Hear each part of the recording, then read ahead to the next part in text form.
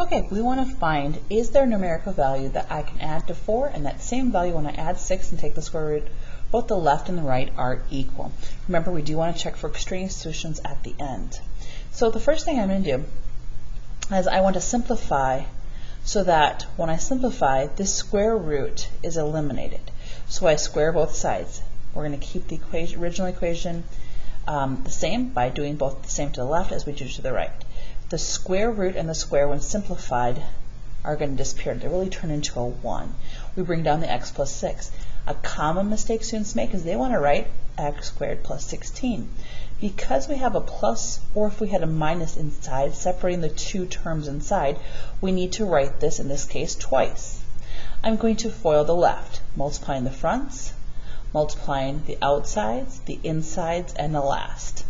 Now I'm going to bring both the x and the 6 to the opposite side by doing the opposite operation, subtracting in both these cases, and combining like terms. This is easy to factor.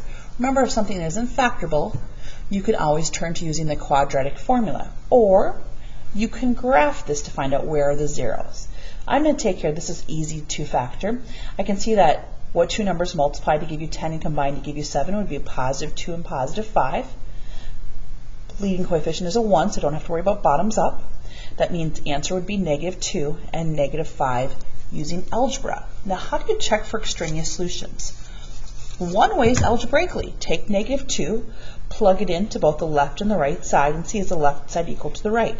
Do the same with negative 5. Does it make the left side equal to the right? Pretty easy for this problem. You can do that mental math. The other way is the calculator is not going to lie to you. So I'm going to plug in x plus 4, and then I'm going to plug in the square root of x plus 6. Remember, you'll get no credit if your algebra, and that's what I'm testing on, can you algebraically get the answer? This is just a way for me to test to see what is the actual answer once we've eliminated any extraneous solutions. So I have the two, and I want to know, do they intersect? Where they intersect will be the solution. It'll be the x value.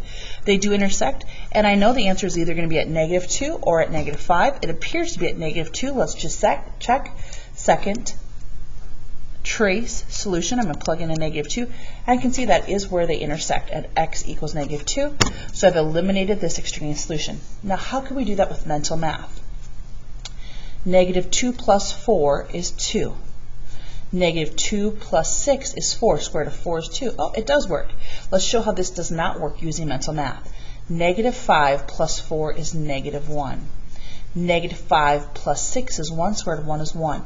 Negative 1 is not the same as 1. So in this case, it may be quicker just to use mental math, but again, the calculator is not going to lie.